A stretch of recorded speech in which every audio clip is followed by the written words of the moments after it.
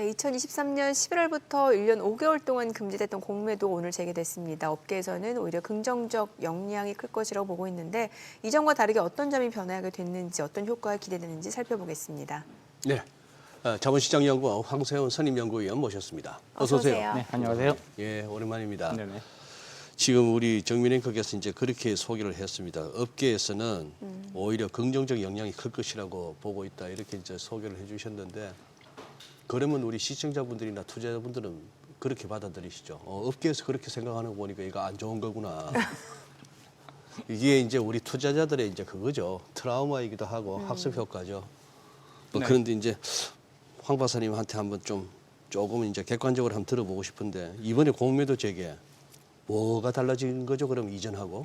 일단 가장 달라진 네. 부분은 무차입 공매도에 대한 이제 방지 시스템들이 무차입, 큰 폭으로 강화되었다라는 점이 가장 큰 차이라고 볼 수가 있었습니다. 사실 이전까지만 해도 무차입 공매도는 사후적인 점검을 통해서만 적발을 해낼 수가 있었거든요. 사후적으로만? 네, 사후적으로만 적발이 예. 가능했습니다. 근데 이제 그 1년 7개월 정도, 1년 5개월 정도 예. 지금 공매도가 전면 금지되는 기간 동안 대차 잔고 관리 시스템이라는 게 새롭게 도입이 되었고요. 그다음에 한국거래소의 NSDS라고 부르죠. 공매도 중앙점검 시스템이라고 불리는 쉽게 말해서 무차입 공매도가 발생하고 있는지 아닌지를 사흘 간격으로 해서 매일 점검하는 그런 어허. 시스템들이 갖추어졌거든요. 예. 그렇기 때문에 무차입 공매도에 대한 통제 내지는 이제 예방력 발생을 이제 억제할 수 있는 그런 시스템들이 이전에 비해서는 큰 폭으로 강화되었다라는 것이 가장 중요한 차이점이라고 보실 수 있습니다. 네, 지금 말씀해주신 대로 이제 불법 공매도 차단에 특히 공을 들였다라는 건데 이걸 어떻게 철저하게 이제 차단을 한다라는 거예요? 네, 일단 이제 공매도 거래를 예. 하는 가장 중요한 주체는 아무래도 외국인 투자자, 네네. 그 중에서도 대규모 기관 투자자들이 주로 공매도 거래를 많이 하거든요. 예. 그렇기 때문에 이렇게 공매도를 많이 하는 기관 투자자들에 대해서는 실제로 대차 잔고, 그러니까 대차 계약을 통해서 공매도를 할 그 주식들을 사전적으로 충분히 확보하고 있는지를 내부적으로 점검하는 시스템을 의무화를 시켰습니다. 그래서 내부적으로 대차 거래가 충분히 확보되어 있어서 주식이 확보된 경우가 아니라면 공매도 주문 자체가 아예 나갈 수 없도록 예. 그래서 잔고와 공매도 주문을 아하. 상호 연결을 시켜서 예. 이것이 충분히 확보되어 있는 경우에만 잔고 그러니까 공매도 주문이 나갈 수 있도록 만든 거거든요. 예. 그렇기 때문에 대규모 그 기관 투자자들은 이러한 시스템을 갖추는 것이 의무화가 되었고요. 예. 마찬가지로 증권사에서도 이 해당 고객들이 내부 통제 시스템을 통해서 잔고 관리를 정확하게 하고 있는지를 확인할 의무가 부여가 됐단 말이에요. 그렇기 때문에 이게 양쪽에서 체크가 되고 마지막으로 한국거래소에서는 하루 동안 공매도 주문이 나오는 부분들이 있을 거잖아요. 네. 이 주문들을 이 대차 잔고 관리 시스템과 연결을 시켜서 혹시라도 대차 잔고가 없음에도 불구하고 공매도 주문이 나온 사례들이 있는지를 이제 거래가 다 끝난 다음에 예. 이거는 이제 실시간으로 하는 건 아니고요. 예. 거래가 다 끝난 다음에 이 양쪽을 비교를 해서 혹시나 무차입 공매도들이 실행된 부분들이 있지는 않은지를 예. 매일매일 점검합니다. 물론 요건 시차를 약간 두고 예. 점검이 이루어지게 되는데 이렇게 되면 사실상 실질적으로 그 무차입 공매도의 가능성이 99% 이상 아마 제거가 되지 않을까 이렇게 지금 이제 시장에서는 업계에서는 그 예상을 하고 있습니다. 이번에 이렇게 무차입 공매도를 갖다가 이제 차단할 수 있는 시스템을 만든 상태에서도 혹시라도 무차입 공매도를 실행하면 어떤 페널티가 가해집니까? 일단 가장 중요한 부분은 네. 이미 이제 페널티에 관한 부분은 네. 이전에 벌써 강화가 되어 있는 상태고요. 예. 예전 같았으면 무차입 공매도가 만약에 실행이 됐다. 네. 그러면 이 무차입 공매도를 통해서 벌어들인 수익 예. 또는 회피된 손실이 있을 거잖아요. 예. 이게 이제 이런 수익을 기준으로 해서 과징금이 부과되는 방식이었거든요. 예. 예전에는 이렇게 그렇기 때문에 실제로 예를 들어 한 100억 정도 무차입 공매도가 실행되었다. 그렇다고 하더라도 실질적으로 거기서 발생한 수익을 기준으로 해서 예를 들어 한 10억 정도 벌었다. 네. 이렇게 되면 10억을 기준으로 해서 과징금이 부과가 됩니다. 그렇지만 이 이제 페널티 부과 기준이 완전히 바뀌었거든요. 예. 그래서 100억 정도의 무차입 공매도가 실행이 되었다. 그러면 수익 기준이 아니라 거래 대금 기준으로 페널티가 부과가 됩니다. 아하. 이제부터는 거래 대금 기준으로 해서 페널티가 부과되기 때문에 예. 예를 들어 1,000억 무차입 공매도가 실행이 되었다. 예. 그러면 최대 1,000억까지 어. 페널티, 과징금이 부과될 수가 있게 처벌 규정이 이미 바뀌어 있습니다. 수익이 아니라. 네네. 아니 뭐 지하철 무임승차만 하더라도 20배, 20배인가 30배를 토해내야 되는데 그렇죠. 네네. 1,000억 했으면 1,000억에 20배까지도 일단 이제 근데 그 거기서 공매도 거래, 무차입 공매도 거래로부터 발생한 수익에 사실상 이렇게 되면 보통 네. 아무리 많이 번다고 하더라도 5% 내외 정도가 일반적인 예, 규모거든요. 그래요. 그래서 네. 그런 것들을 감안을 하면 거의 20배 가깝다라고 말씀드릴 수는 있습니다. 다소 어떤 공매도에 대한 어떤 공포감이 좀 있긴 있습니다만 근데 박사님 이게 소위 말하는 이 무차입 공매도 내가 공매도를 칠 그 주식을 미리 빌려놓지 않고도 하는 그게 이제 문제였는데 그렇습니다. 가끔씩 그 외신에서 말하는 네이키드 숏셀링이 그거 아니에요? 네네 맞습니다. 그러면 영어로 미국 같은 데서도 그게 무차입 공매도가 되고 있는 거죠. 무차입 공매도는 거의 대부분의 국가에서 원칙적으로 금지되어 있습니다. 원칙적으로. 우리나라 당연히 금지되어 있고요. 네. 미국에서도 무차입 공매도는 금지되어 금지되어 있습니다. 있는데. 다만 예외 규정이 있거든요. 네. 미국 같은 경우에는 그 소위 이제 시장 조성자 제도라는 네. 것을 통해서 시장 조성 업무를 하는 대형 증권사들이거든요. 네. 이런 대형 증권사들에 대해서는 여전히 무차입 공매도를 허용하고 있습니다. 물론 이제 예외적인 상황이기는 하죠. 이 사람들은 이 기관들은 예. 시장에서 시장 조성 업무, 다시 말해서 시장에 대해서 유동성을 공급하는 그런 업무를 하고 있기 때문에 이런 업무를 하기 위해서는 무차입 공매도가 일정 부분 필요하다라는 것이 미국 금융 규제 당국의 입장인 거고요. 그렇기 때문에 미국의 대형 증권사들은 만일 시장 조성 업무를 현재 하고 있다면 무차입 공매도가 여전히 가능합니다. 미국의 경우 그렇다면 미국의 경우 네 그렇습니다. 대형 증권사들이 시장에 유동성을 공급하고 좋은 의미에서 무차입 공매도 네이키드 숏셀링을 칠까 아니면은 저거 돈 벌려고 할까?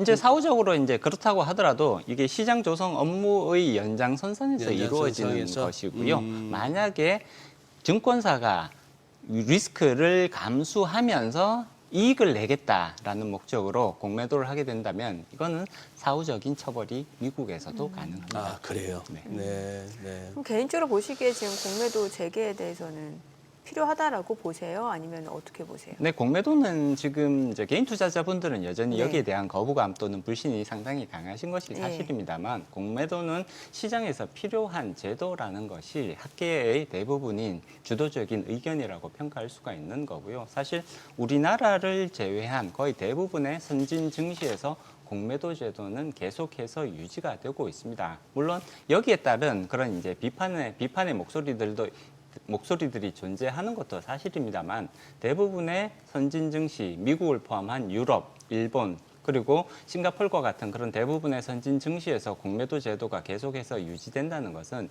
여기에 대한 기능이 시장에서 존중되고 있다, 필요한 제도라는 것에 대해서는 대체적으로 컨센서스가 형성되어 있다라고 평가할 수가 있는 것이죠.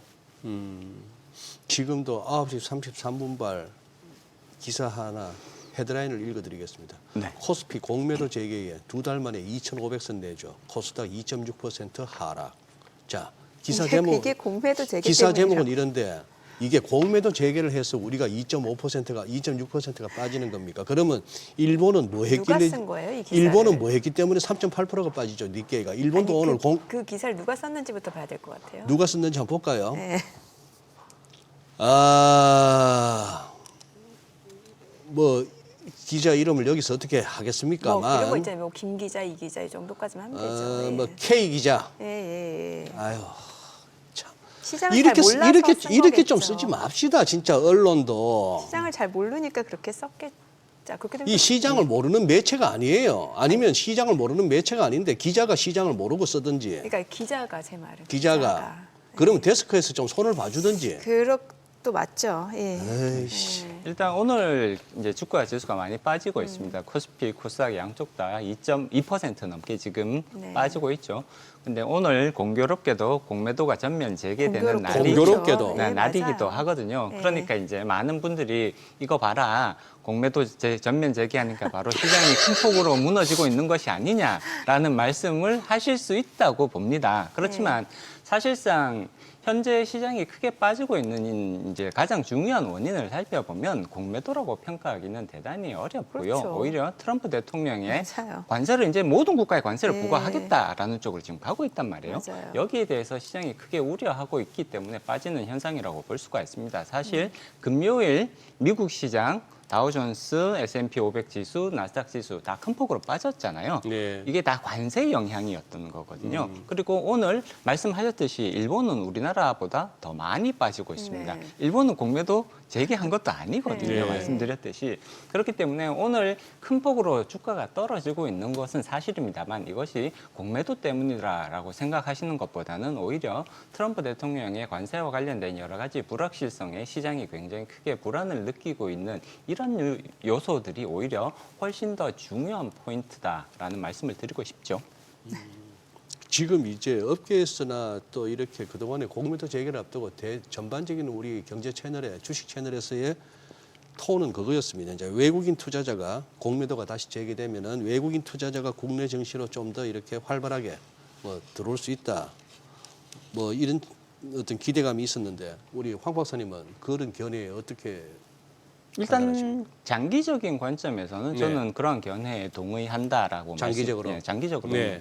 일단 외국인 투자자 같은 경우에는 이제 많은 외국인 투자자들의 그 거래 전략들을 살펴보면 매수만 하는 외국인 투자자들은 많지 않고요. 마찬가지로 매도만 하는 외국인 투자자들도 많지 않습니다. 그래요. 오히려 매수 전략과 매도 전략, 보통 우리가 이제 업계에서 롱숏 전략이라고 부르잖아요. 네. 그래서 매도할 종목과 매수할 종목을 동시에 고려하면서 들어오는 외국인 투자자들의 숫자가 훨씬 더 많은 거거든요. 그런데 그동안 우리는 공매도를 막아놨기 때문에 이 양쪽을 다 보는 기관 투자자, 특히 외국인 투자자들은 한국 시장으로 들어오기가 사실상 상당히 부담스러울 수밖에 그렇죠, 없었단 말이에요. 네. 한쪽만 보고 들어와야 되는 그러니까. 거잖아요. 아. 그렇기 때문에 양쪽을 다 보는 외국인 투자자들은 사실 그동안 한국 시장에서 빨리 공매도가 재개될 필요성이 있다라는 말씀들을 지속적으로 전달해 왔던 거고요.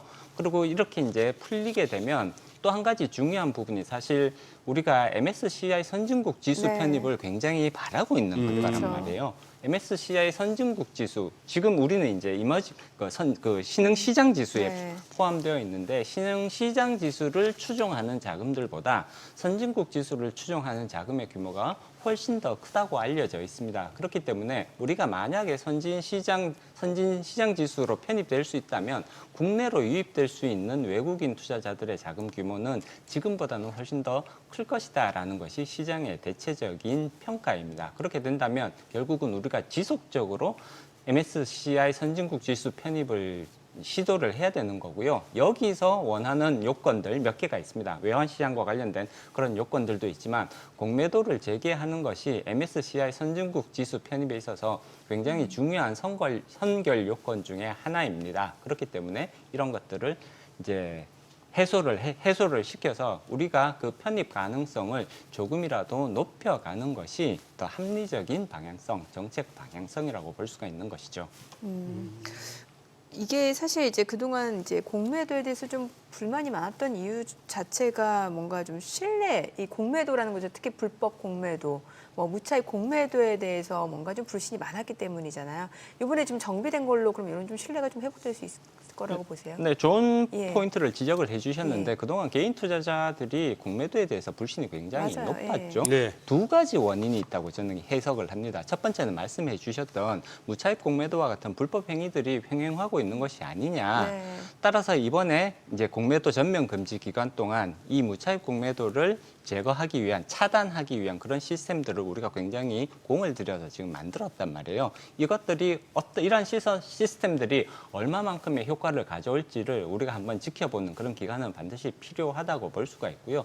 현재 시장에서는 현재 그 NSDS와 한국거래소의 NSDS 그리고 기관 투자자들이 가지고 있는 공매도 대차 잔고 관리 시스템이 어느 정도는 효과를 낼 것이다라는 기대가 많습니다. 그리고 이게 사후적으로 또 계속해서 매일매일 점검이 되는 거거든요. 그렇기 네. 때문에 무차입 공매도를 제거하는 데 있어서는 상당한 효과가 있다라고 지금 이제 예상을 할 수가 있는 것이고요. 개인 투자자들이 공매도에 대해서 불만을 가졌던 또 한 가지 중요한 이유는 공매도 접근성에 대한 차이라고 말씀드릴 수가 있죠. 네. 기관 투자자들은 105%의 담보 비율이 적용되는데 사실 개인 투자자들은 한번 해보려고 하면 150% 정도의 담보 비율을 일반적으로 요구를 했단 예, 말이에요. 예. 그리고 기관 투자자들은 사실 상환 기간에 있어서 제약이 없었거든요. 글쎄 그게 좀 글쎄. 사실 네. 근데 여기에는 또 나름 그만한 이유가 있습니다. 그래요? 기관 투자자들은 예. 리콜 베이스라는 방식으로 대차 거래를 하거든요. 그래서 주식을 빌려줬던 쪽에서 예. 당장 내일 주식을 상환해 달라라고 어허. 요구를 하면 네. 언제든지 상환을 해줘야 될 또 의무가 그런, 있습니다. 또 그런 그게 있어요. 근데 개인 투자자들은 이렇게 하면 빌려줄 수가 없는 거거든요. 아. 그렇기 때문에 개인 투자자들은 최초에는 30일 정도, 지금은 90일 단위로 해서 365일까지 개인 투자자들은 주식을 빌릴 수 있도록 되어 있는데 예. 이게 겉으로 표면적으로만 놓고 보면 기관 예. 투자자들은 제약이 없는 것처럼 보이고 예. 개인 투자자들에 대해서는 90일씩 해서 최대 365일까지만 하는 거니까 조금 이게 불공평한 것처럼 충분히 보일 수 있잖아요. 네. 그래서 이번에 시스템을 이제 바꾸면서 기관 투자자들도 대차 거래 계약을 할 때 90일 단위로 해서 최대 365일까지만 빌릴 수 있도록, 그래서 365일이 지나면 공매도 잔고, 그러니까 대차 잔고를 다시 완전히 리뉴를 해야 되는 그런 방식으로 지금 그 규정이 바뀌었습니다. 동일한 조건이라고 볼 수가 있는 거고요. 그다음에 이제 이런 부분들, 이제 담보와 관련된 부분들, 담보 비율과 관련된 네. 부분들도 기관은 105%, 개인은 150%였던 네, 것을 네. 기관과 개인 동일하게 105%로 지금 규정을 바꿔서 조정을 했단 말이에요. 그래서 현재의 상황에서는 담보 비율 그리고 상환 기관에 있어서는 기관 투자자와 개인 투자자가 동일한 조건을 적용받는다, 이렇게 이제 바뀌었기 때문에 이런 부분들에 있어서의 불만들도 일정 부분 해소될 가능성이 높다고 예상하고 있습니다.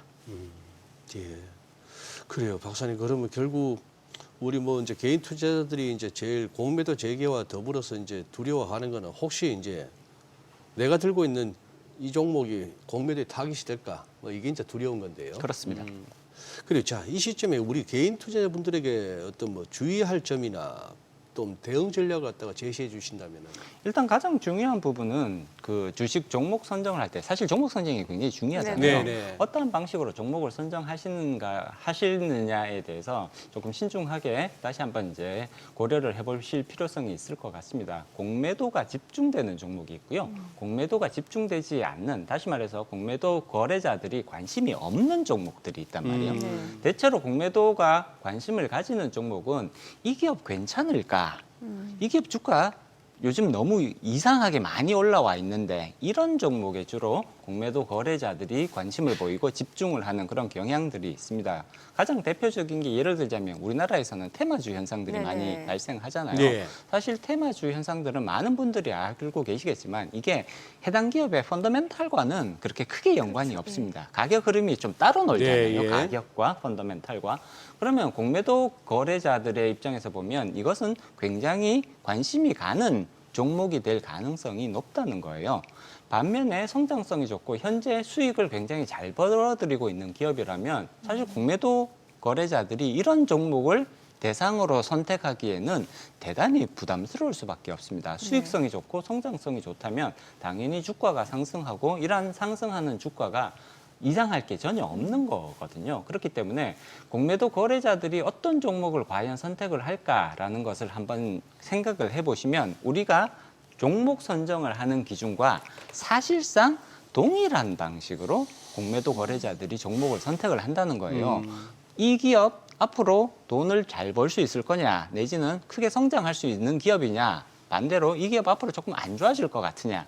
사실 이게 비슷한 방식으로 이루어지는, 평가가 이루어지는 거잖아요. 그렇기 때문에 우리가 종목 선정을 할 때 앞으로 잘 나갈 것 같은 기업들을 고르는 기준들이 있다면 비슷한 기준을 활용해서 이 기업 조금 이상해 보이는데 현재 이런 주가 흐름이 말이 되는지 이런 부분들을 일반 개인 투자자들 분들도 이제는 많은 경험을 통해서 어느 정도는 여기에 대한 감각을 익히실 수 있다고 봅니다. 그렇게 봤을 때는 공매도가 집중될 수 있는 종목 충분히 예상해 보실 수 있는 거고요. 그런 종목들이라면 가급적이면 비중을 축소하시거나 오히려 이제 투자 대상에서 제외하시는 이런 이제 방식으로 투자 의사 결정을 내리신다면 사실 공매도를 그렇게 많이 두려워할 필요는 없지 않느냐라는 말씀을 드리고 싶습니다. 네, 오늘 내용 잘 들었습니다. 고맙습니다. 고맙습니다. 네.